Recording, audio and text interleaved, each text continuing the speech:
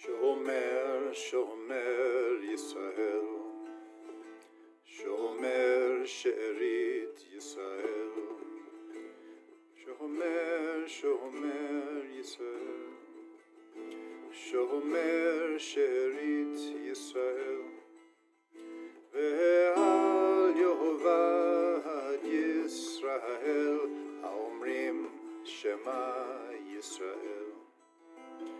Shomer Goy Echad, Shomer Goy Echad, Shomer She'erit Am Echad, Shomer She'erit Am Echad, Ve'al Yehovad Goy Echad, Am Yachadim Shemcha, Adonai Eloheinu, Adonai Echad.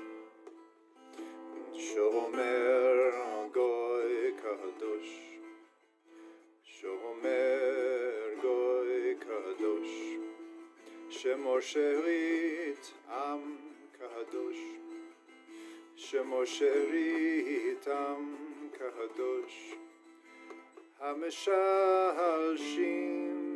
B'Shalosh Kedushot Lehekah. Continuing now the introduction to Kabbalah by Rabbi Yehuda Ashlag on this day, the 5th of Av, the anniversary of the passing of the great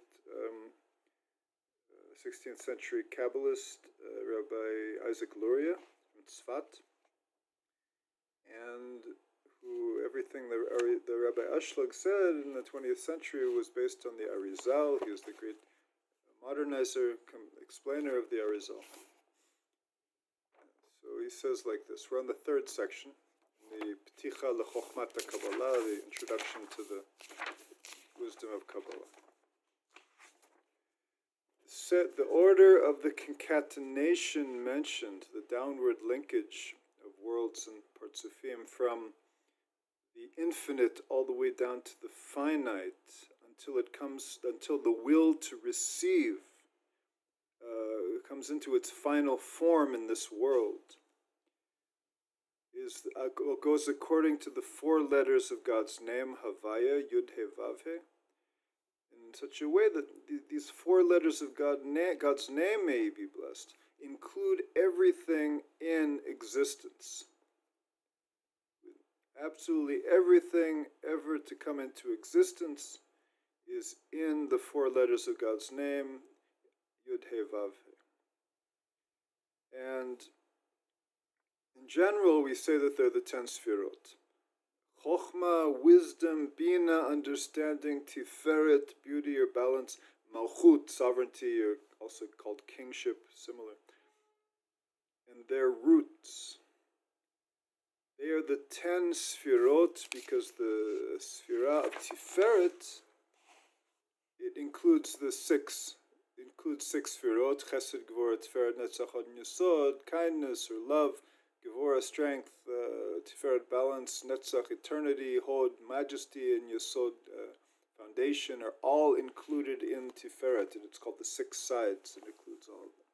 And all of their roots, so we have 9. Where's the 10th? The 10th is Keter, the crown, above all of them.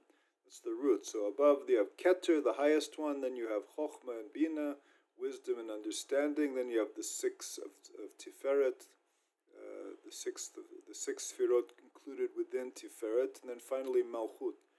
And they are also the 4 worlds, the world of Atzilut, nearness, the world of Bria, creation, the world of Yetzirah, formation, the world of Asiya, the physical universe.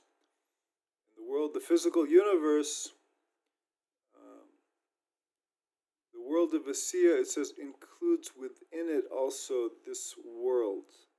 So, in a certain level, in opening parentheses here, we usually think of the world of Asiya as the universe, but it's saying the world of Asiya is the lowest level of Asiya could be the physical universe, and then the 9 Sefirot above, Malchut of Asiya, would be something beyond our physical,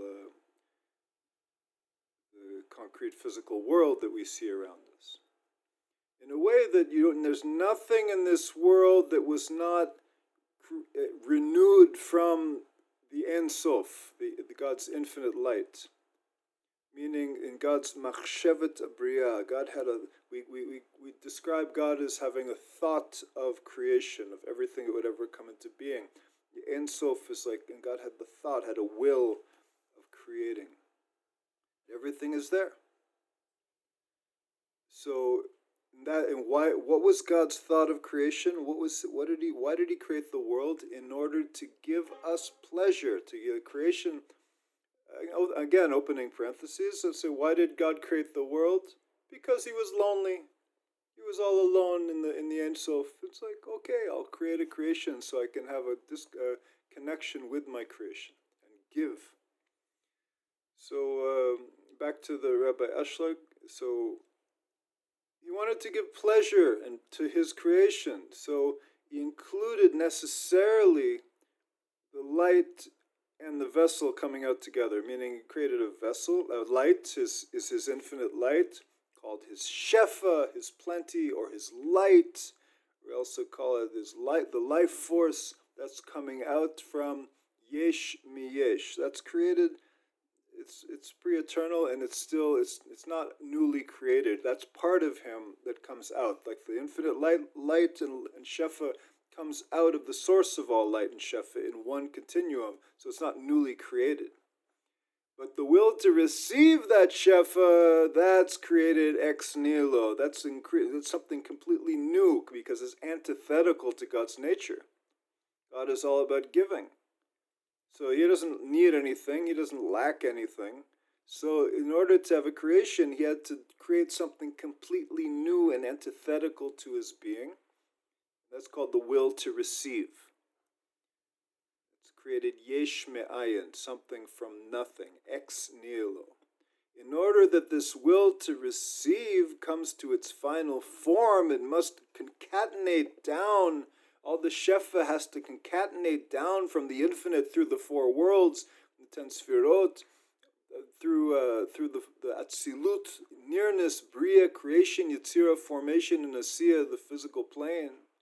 And then the creation is completed with a light and vessel. Everything we see around is a vessel, and everything that sustains it is the light. And we also call that the body. The vessel is the body, like our bodies. And the light is the life within our bodies.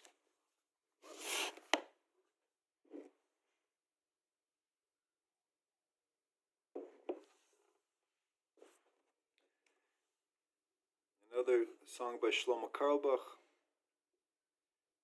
God remembers the kindness and love of the patriarchs and all of that they did, and he brings a redeemer to his children's children for the sake of his name with love. And he wrote a song that goes like this.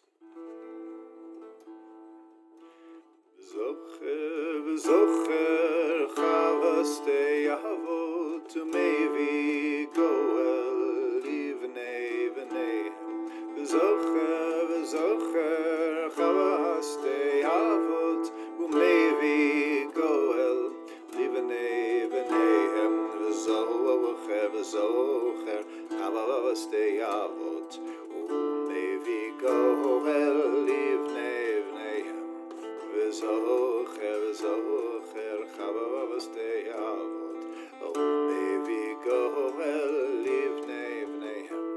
Leman shemo, leman shemo, leman shemo be'ahava. V'zocher, v'zocher, chavastei avot, u'mevi goel, livnei v'neihem.